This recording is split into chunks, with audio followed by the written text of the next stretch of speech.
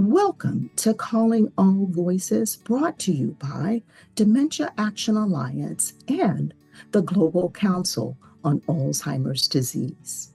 My name is Deborah Tan, and I serve as a board member for Dementia Action Alliance.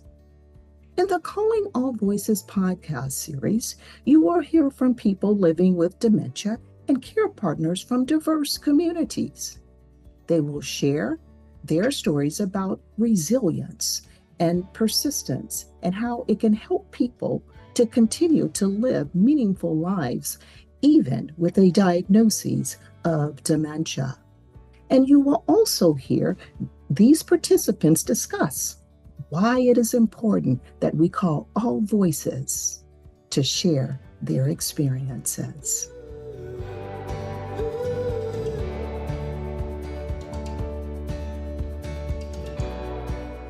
Welcome to the podcast series, Calling All Voices. Calling All Voices focuses on hearing from the lived experiences of those often marginalized, underserved, and unheard.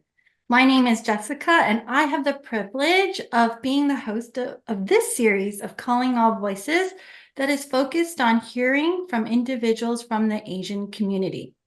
In today's podcast, I am so excited to be joined by Cris and Ron today. We're going to dive into some meaty topics.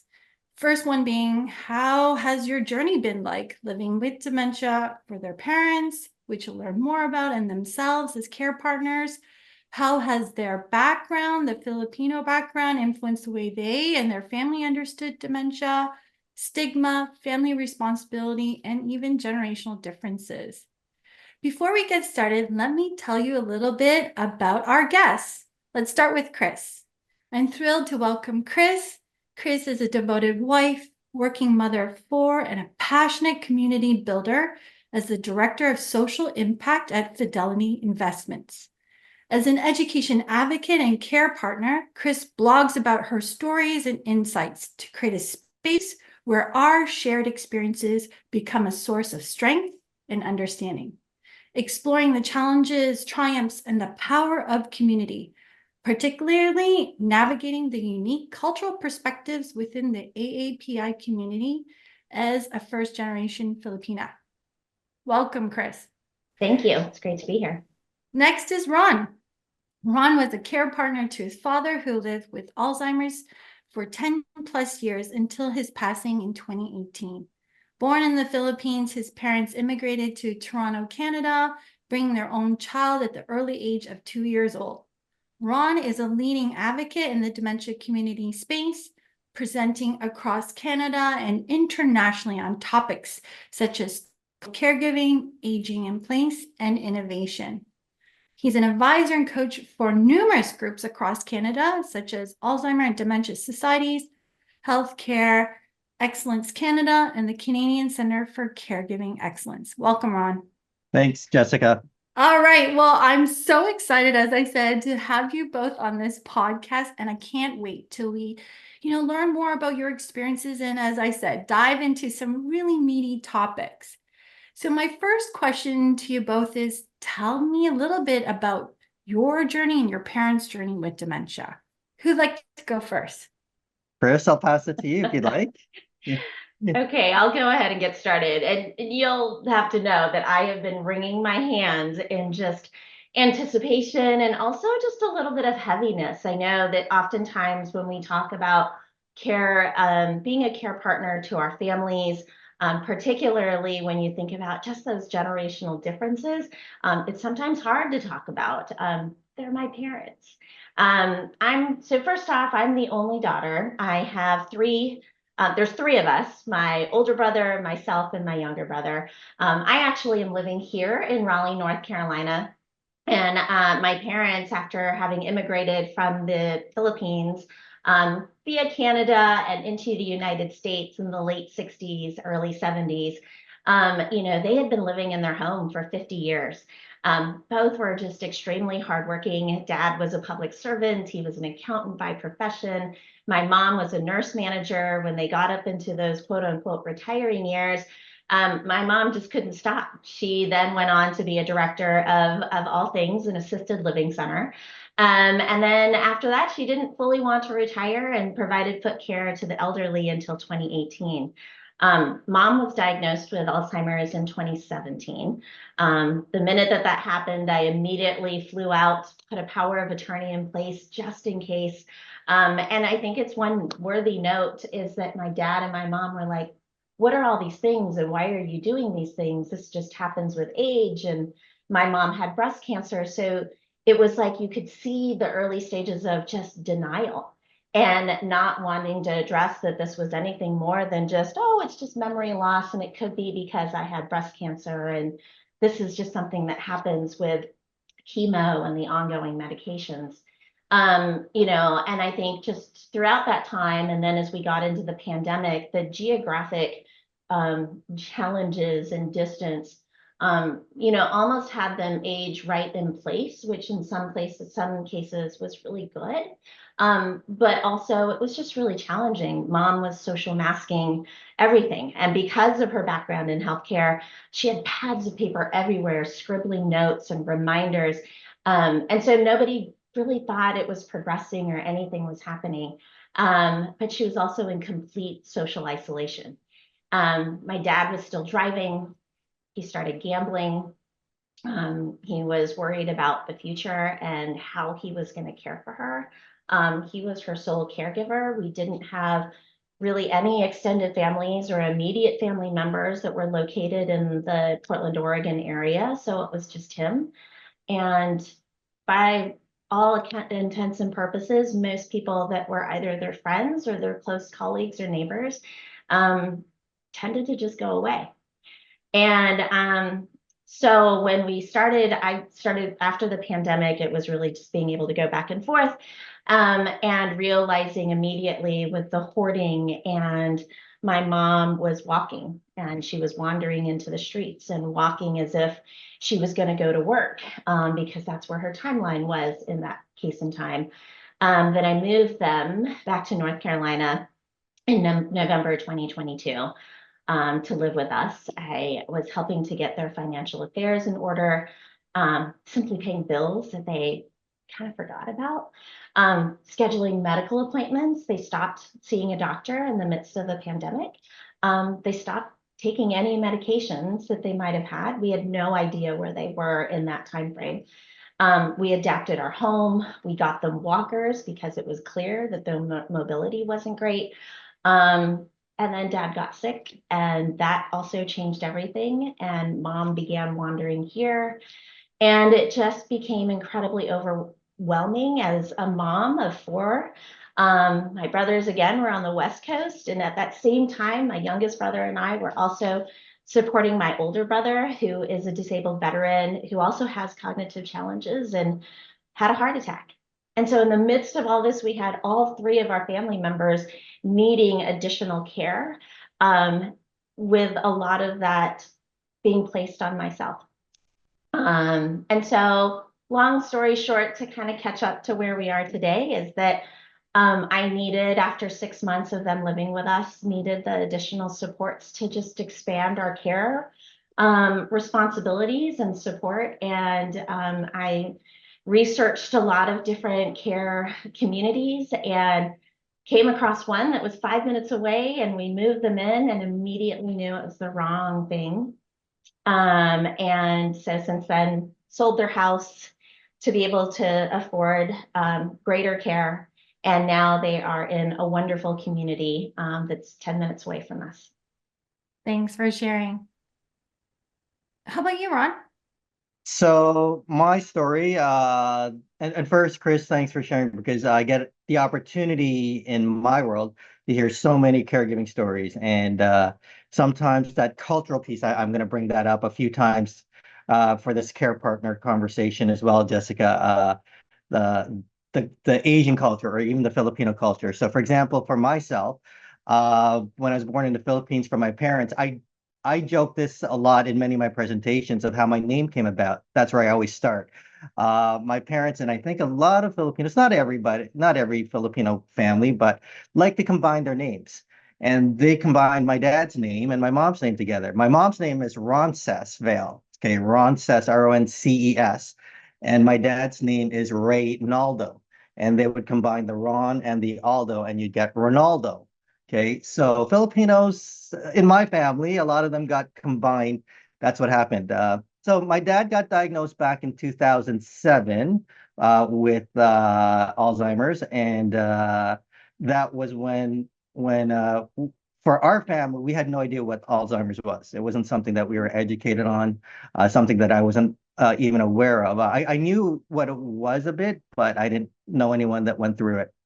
Um, for our family, it's again very unique. It's well, when I say unique, it's one where many people want to know their diagnosis and they want to really understand it. For my family, for my mom and my dad, they just said, whatever that is, I just want to keep moving forward in my life. Okay. They didn't really want to care about focused on the challenges. They just said, I still want to go to the coffee shop. I still want to go to see our friends. I still want to go, Chris, you talked about a little bit of the gambling thing, going to the casino.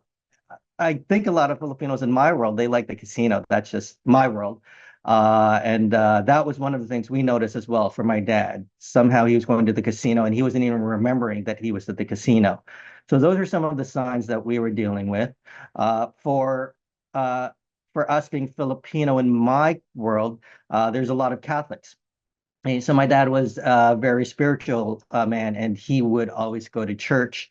And I know that there were times he was a little confused as to when to go to church, or that, is today church day? Yeah, yeah. So those are some of the things that we picked up along the way. Many times it's memory issues that we kind of would pick up, but then it would be some of the concerns. Chris, you had a very similar challenge. A big one in our world was my dad was going missing, going wandering, or getting lost, going out and about, and the risk of him coming home. There were times you had to call the police.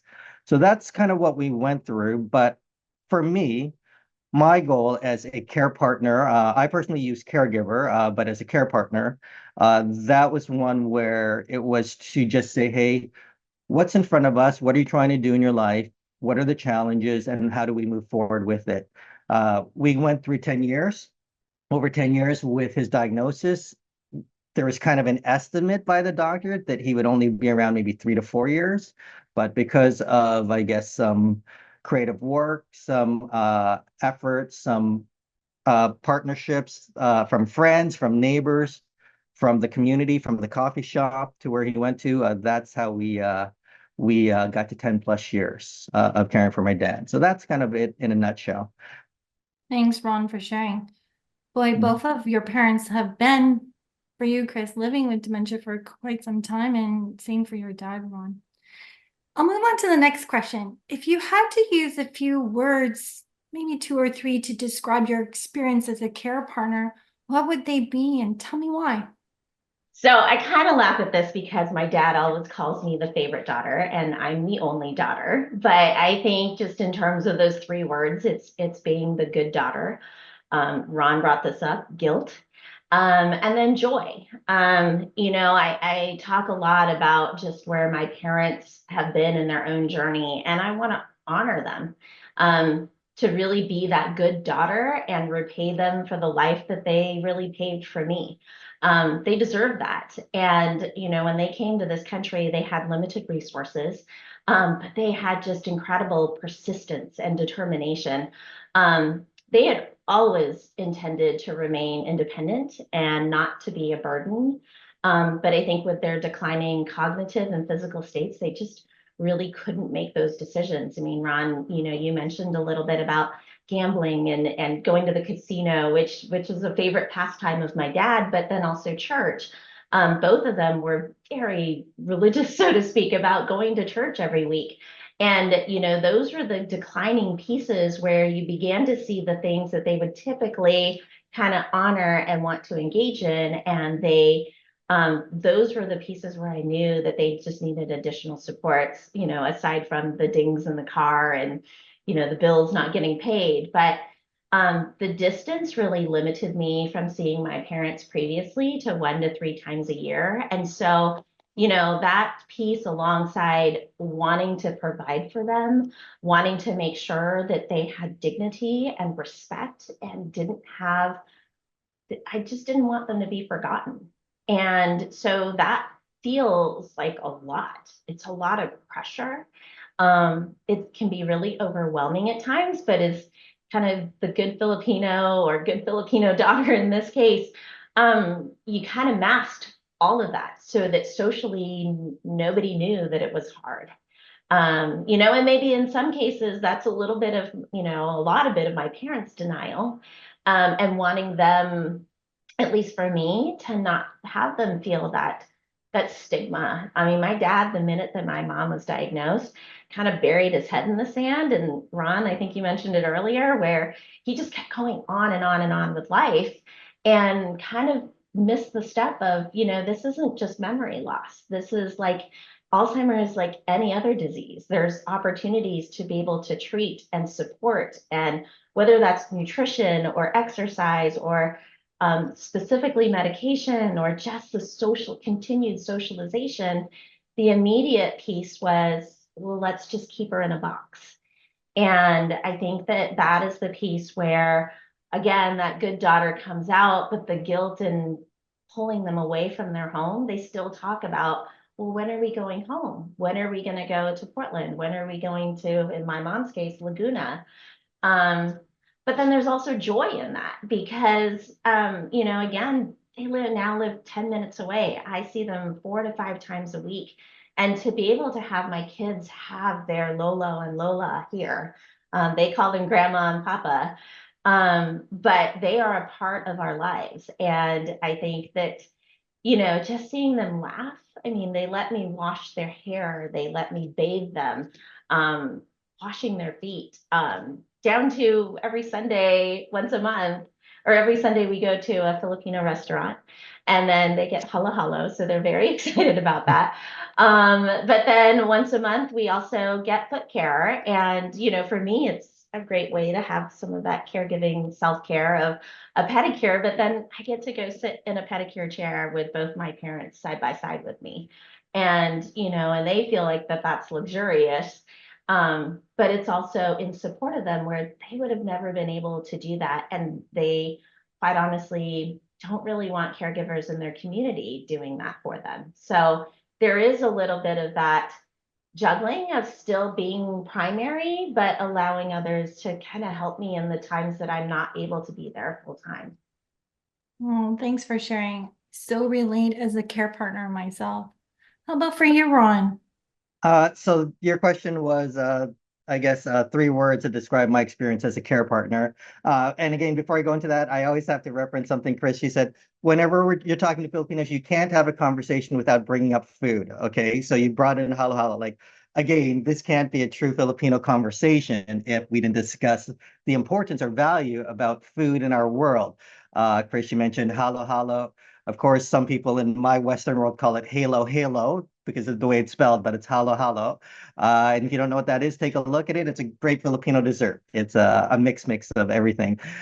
So one of my words, the first word I'm going to throw out for me would be my experience. It's about challenges, taking on challenges. Okay, challenges in life.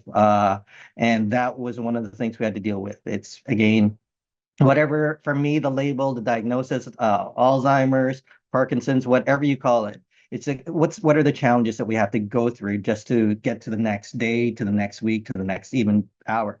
So that's one of the ones. The next one, for me, specifically, not just for the family, but for myself, it's actually 2 words, but it's kind of one thing here. It's a personal growth. Okay, when you're dealing with dementia, there's a lot of learning.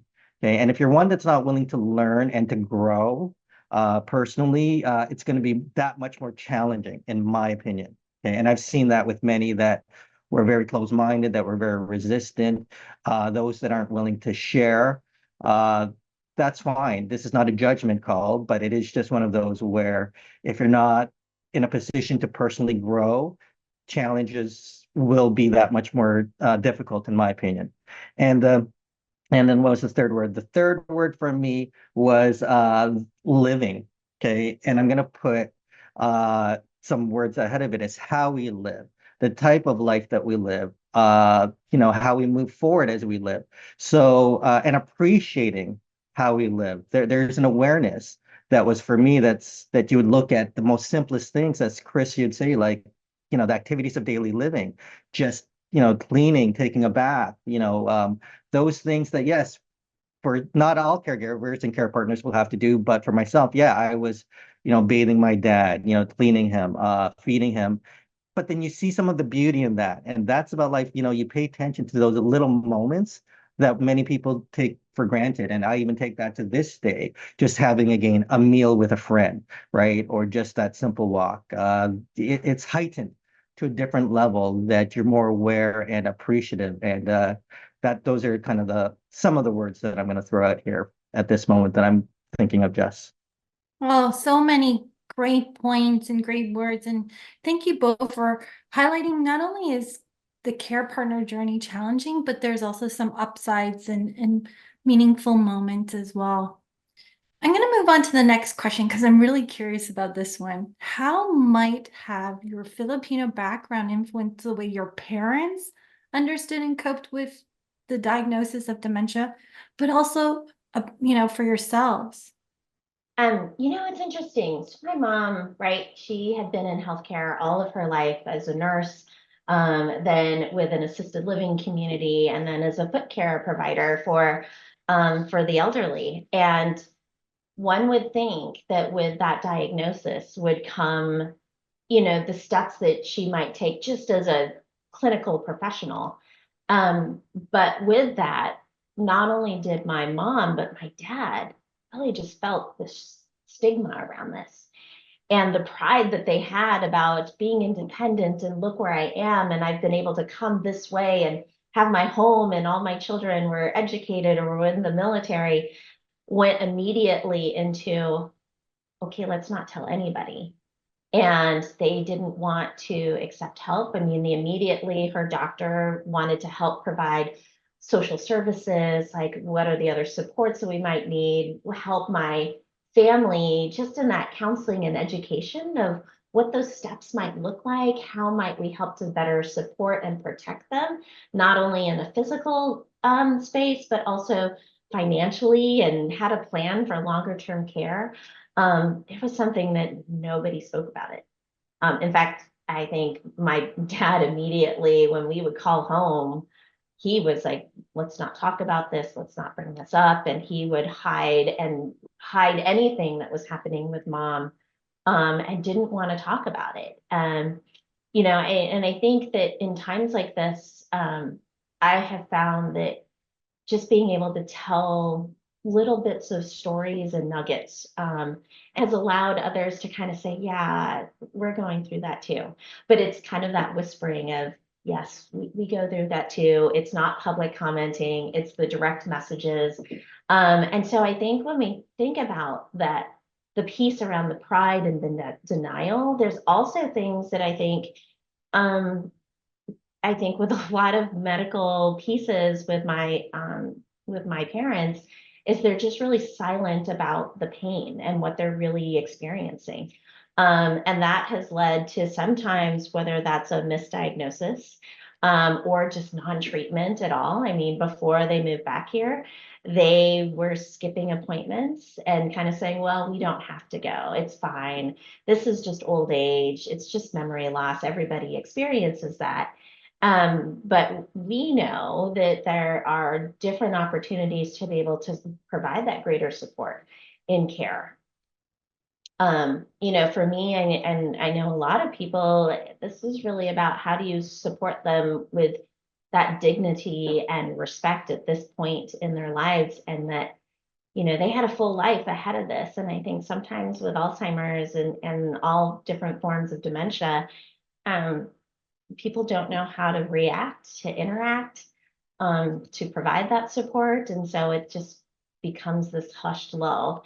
And to where this is where the guilt comes in of just, I feel like there are different ways that we can be able to best support, and at least in my particular circumstance, but I also have this grave background of what I've heard my entire life of don't put us in a home.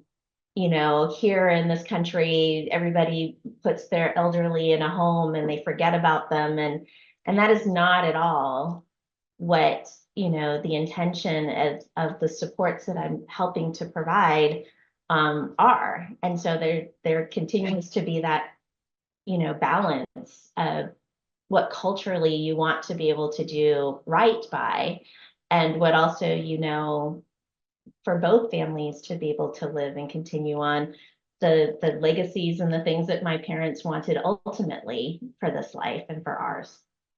Yeah, thanks for sharing, Cris. How about for you, Ron? So, Chris and I think where we differ is that for me, I was born in the Philippines, and Chris, you were born here in North America.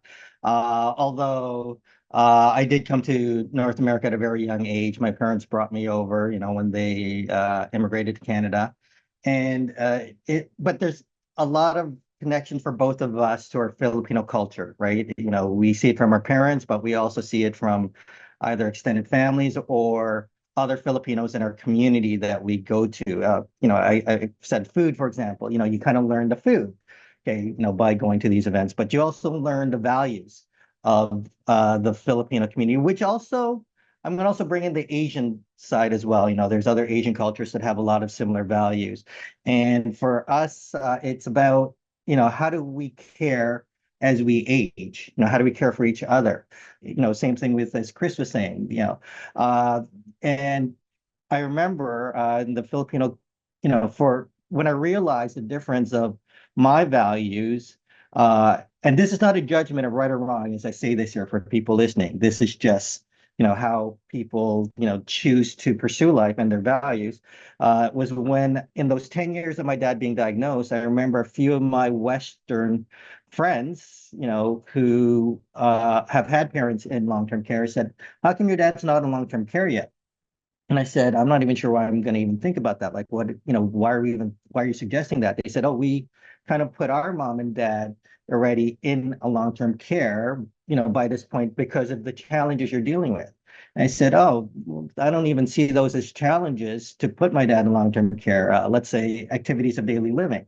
It's like, no, well, I'll take care of him while I would go visit my mom's place. And my mom will also support it. And we're going to try and get my dad to just live at home until whenever that is. So this is not right or wrong, but this is, Chris, you bring this up about the guilt piece. I do talk about that. There is a personal opinion I have that so for me, there's that guilt piece that I believe Filipinos, I do believe Asians have, that there's expectations of what you're supposed to be. And if you do that, you're good. If you don't, you're not good, you're bad. I'm realized after 5 years that, hey, guilt for me, and I think for many, shouldn't be part of caregiving, in my opinion. That the intent is you care. As long as you care, that to me, if you want to say is good, that's a thing. How you care, the decisions you make, that we make, for me, I realized that we can't always make the best decisions, and we can't always kind of go back and forth and say, well, oh, geez, that was the wrong decision. So just there's a lot of that, Chris. I do agree, and especially in the Filipino culture, and I'm going to attribute that many grew up Catholic. There's good and bad. There's heaven and hell. There's right or wrong. So that is a big part, I believe, for many Filipinos. That's mixed in. Their values, their religious values, have snuck in there. But at the end of the day, yeah, just the Filipino piece. I'm also going to throw out, not just us as a core unit, me, my mom, and my dad. Chris, you're the favorite daughter in the family. Being the only child, I'm the favorite child in the family. And until Lucky, the cat. That's another story. The cat came later and then became the favorite. But it is one where not just us, but how do other Filipinos? Okay, you would assume family will be there for you. Okay, cousins, that they also don't know, what it's like. Many of them, if they haven't gone through it. So their struggle of communicating, of checking in. At the beginning, I was a little upset with some of them or disappointed, but then I realized that, hey, they don't know, they don't understand, and they also struggled as well as how to deal with, a family member or a friend with dementia. Okay, so again, at this point for me, it's not a judgment on who they are. It's just that's where we're at, and that's why we have to have these conversations. That cultural conversation to say, hey, it's actually healthier for everybody, okay, to discuss, what life is like dealing with dementia, not just for my dad or the mom for living with dementia, but also for the caregiver, the care partner. Okay, what's it like for them? How do we support them? So that's something I really believe we need to keep doing and having these conversations. Oh, great points. If anything, one of the things that really I took away from you both sharing is that although there might be some similarities in the Filipino background and how the values or the customs, really people should take away that every journey is so different. And it's so important to ask the person living with dementia and ask the care partner. Would you agree with that? My quick answer is definitely yes, Jessica. I'm there. Yeah, Chris. Yeah, it's so interesting. I think just in the points and times, at least with our experience, um, my parents, for the most part, continue to say that they don't have forms of dementia or have Alzheimer's. They really believe because they're living in the timeline in which they're living. For my mom, some days I am her cousin, some days I am, somebody that she used to work with. Other days she's not quite sure where to point at and kind of looks at me as I know that she loves me and cares for me, but I'm not quite sure who she is. And so I mentioned earlier, my mom is really good at social masking. She picks up on body language and cues. Like she still has that piece that I think is just ingrained in who she is as a person. But when you ask her, "Oh, mom, can I help you with this or can I support you?" She's like, "Why would I need help? Why would you need that?" And so there are moments where, if I begin to kind of bring her into how would you want to do this, it's very much, well, I want to go back and we're going to go to Laguna and this is where we're at. And then when I bring my dad into the conversation and say, Dad, I want to make sure that is this the right place for you? And I think for my dad, that first place was not good. And a lot of it was just they didn't feel like they had a sense of belonging. I think that at our home, they felt at least some greater independence where my dad could still make coffee for my mom and cook. And his favorite thing to do was make sinigang and and adobo and make pancit with us. And I think that those are the pieces that when they moved into a different community, because of the concerns and challenges with my mom forgetting to turn something off, that we had all of those safety precautions in place to just make sure that everybody was safe. And I think that took away some of my dad's independence around it. But knowing that my dad has, advancing dementia as well, Ron, I really appreciated how you said that sometimes you have to realize that the best decision, you can incorporate guilt into it. You have to say, what is the best decision that I can make with the information and the resources that I have at this time? And that has been a really hard thing for me to kind of take in and say, okay, this is the best decision that I can make. Like you and some of the, other people that you've spoken with and what their experiences have been, others that were at least immediately within my community and my colleagues, their experiences were immediately going into, let's put them into long-term care. And I struggled with that. I didn't want to put them in long-term care. I wanted to keep them at home. I felt like I was the best person that could take care of them and could understand what their needs were, even though they couldn't really voice their needs. I felt like I knew them better than anybody else. And house just wasn't set up that way. And our family, scheduling wasn't set up that way. And, I have the most amazing husband who is, my dad, he's like, MC, you're Pinoy too. And, And it's wonderful to have those pieces and to be able to have a partner that can really understand the dynamic and want to be able to support whatever decision is made. But also knowing that, and this kind of goes into the generational piece of, and then just like geography and like where you're living culturally. How do you separate that where that's never been a conversation? Like when we talked about all of their planning and what did they plan for, and my dad, who is like a meticulous accountant and auditor and kind of managed all the finances and put all of these things in place, they never once thought, what if it wasn't just natural causes? What if it wasn't cancer or something that Medicare or ultimately a Medicaid could support?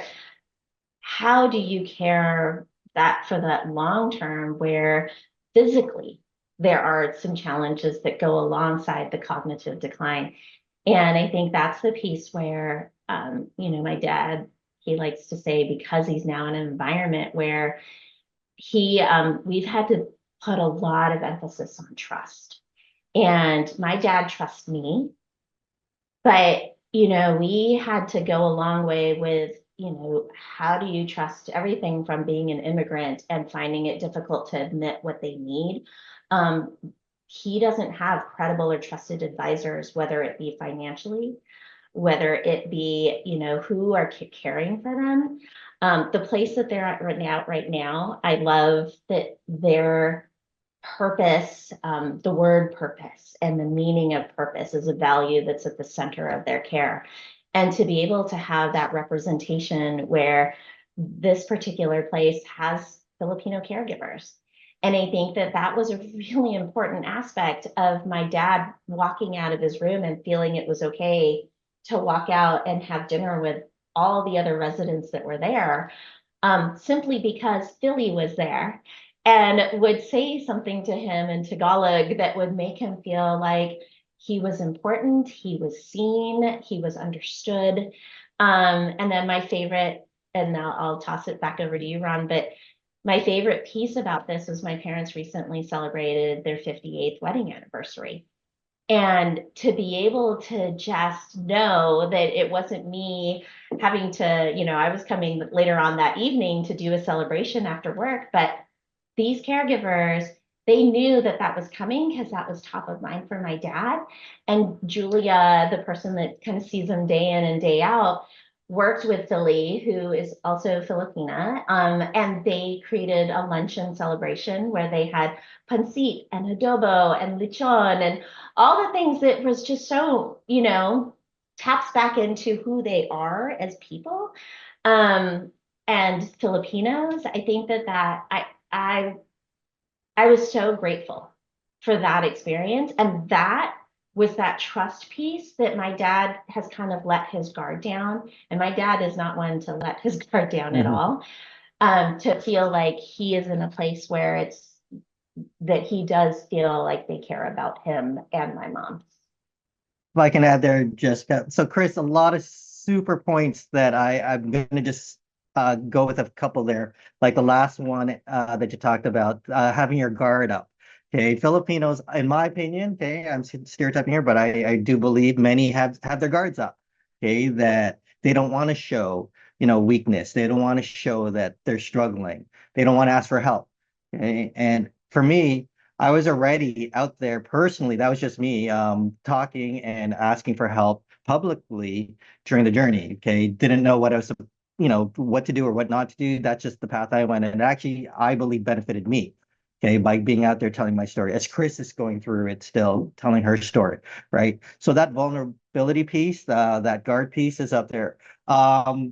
Jess, you led this initially by talking about everybody's journey is a little different. Just because even though we're Filipino doesn't mean it's exact same, but there are some similarities, but it's different. And the true work in this space is person-centered piece, is that ability to understand what is really important to that person, or to, maybe the values of maybe what's important to Filipinos. Okay. I brought up food again, but here's a great example that, wherever my dad ended up, or if he's at home, or where your parents are, Chris, it's like, Okay, is rice there? Do we have some rice to eat with some meat? Like whatever that is. Your dad was the cook. My dad was the cook in my family. His specialty was his kare kare dish, right? It's a peanut butter sauce dish, right? So it's just how do we make sure that he can still cook that, right? That kind of piece there. So that's kind of important. And I'll just throw out one last piece about, in my opinion, the Filipino community and the value system. People really pay attention, and you look, and it's not like a stat I could say I'm exactly correct on this, but it's quite out there. You can just see it. Filipinos export a lot of people who are carers, who care for other people. We're a community of that's our number one resource, the Filipino community from the Philippines. So a lot of them will be working out there as nurses, as support workers, as healthcare aides in the community around the world. So we are used to caring for people. The challenge we have is when we're caring for someone personally, okay, and how we take it on. It's like, okay, well, we're going to kind of keep it quiet, or so as I said earlier, that ability to share the stories, to be willing to talk about it. And again, if you're not willing to, if my mom or dad's not willing to, just like what I'm hearing Chris is similar, that's okay as well. It's just a question is, well, we're going to have a little bit more challenges if we're not, you know, out there trying to get some other help and support. So that's kind of important for us in the community. Oh, thank you for sharing, and great points. I think sometimes people have this assumption the Asian community is a monolith. We're very diverse, and even within a similar cultural group, there are differences. So thank you for highlighting some of those commonalities and unique points about your own journey and lived experiences. So if I may just end off with one more question for you both. Do you think the next generation, those who are raised at a young age or born in North America, may view dementia or even cope with dementia differently? I'm always thinking about my own experience, right? I was born here in the United States, and I know that even with cousins and others that might have immigrated here and were born in the Philippines here, their experiences might be a little bit different. I don't speak the language. I certainly understand the language, and I can speak very broken phrases back to my parents. But I think that in terms of that generational piece, there's always just a different set of access in terms of just the awareness and the education and seeking help and understanding that Alzheimer's is a disease. I think that also kind of bears lens to that openness to be able to support in other ways. I also just look at my kids and how they have seen my parents go through this journey. They have seen me as a caregiver trying to balance both the needs as any person would, but also those cultural nuances that they weren't necessarily exposed to. We don't have, at least are not a part of a larger Filipino community here. And so for my kids who kind of span the range of 12 to 24, my 12 and 14-year-old, we had blended our family, so they don't have any Filipino background, but they have background by way of my parents and what they are imparting to them. And my, older girls, they are half and half. And so, for me to be able to share this very personal experience and journey and not have it be where they're on the sidelines, but they are all in. They are, coming with us twice a week. They have made that commitment to my parents, and sitting with them and hearing their stories. And so I think that there is some of that empathy that's built in. And I think that that's part of, for me, why it's so important to be able to share so much of the storytelling is because, we are going to have many more that are experiencing different forms of dementia as this generation continues to age. And we have less and less, fewer and fewer of the supports that are needed as the generations are just declining in natural numbers of populations. So, I mean, I think that it's different. based on where you are, if you're second generation or third generation. I think it's just really about the balance of empathy and compassion in that caregiving, and really centering it again at just the person and what their needs are. I'm going to add, Chris, you made a key point here about the trend as to where we're going with dementia. So that's where I'm going to first start responding here, is that the trend and the numbers are going up, right? So it's going in this direction. So it is going to be out there a lot more, okay, as time goes on. So the conversations, it doesn't matter whether you're Asian or not. It's just the trend with friends, family, neighbors, people at work uh, who are dealing with dementia is going up and will continue to go up. So that alone will just naturally, in my opinion, be discussed more. But with regards specifically to the question, does the next generation of Asians, will they, view dementia differently? I guess I might question that, even that question first. First you have to define whether you are even Asian. Like, do you consider yourself Asian, whatever that means, if you were born, in North America? Besides looking, Asian, maybe having parents coming from Asia, it's a question of, what are those, the younger generation, that look Asian, will they value or understand, those Asian values back, overseas, back in the Philippines. So again, not right or wrong. It's just a question of, do they define themselves first as Asian?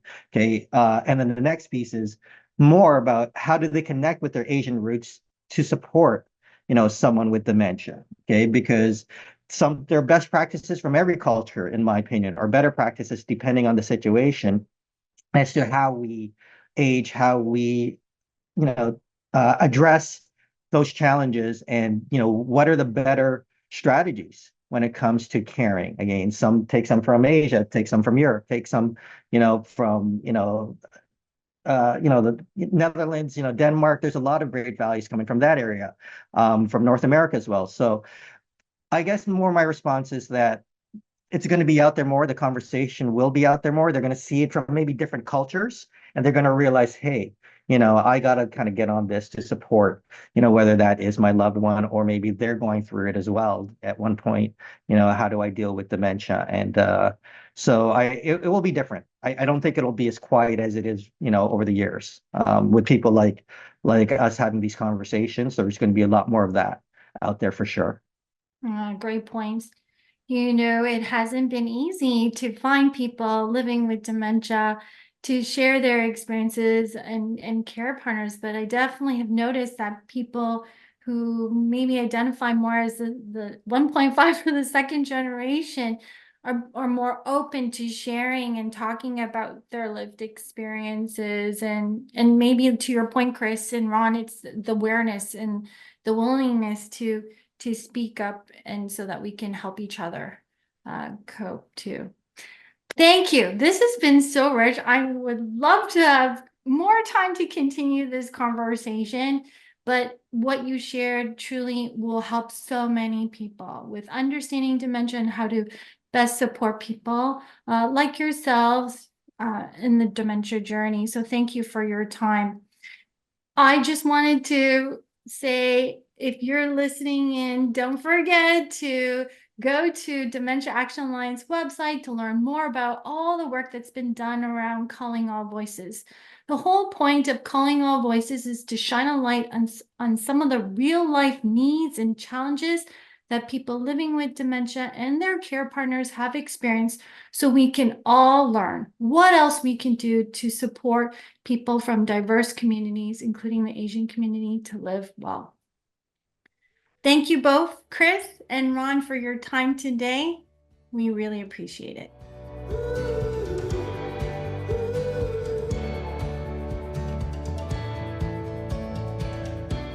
We hope that you enjoyed this episode of Calling All Voices. If you're interested in learning more, please visit Dementia Action Alliance and/or the Global Council on Alzheimer's Disease websites for resources and information on Calling All Voices.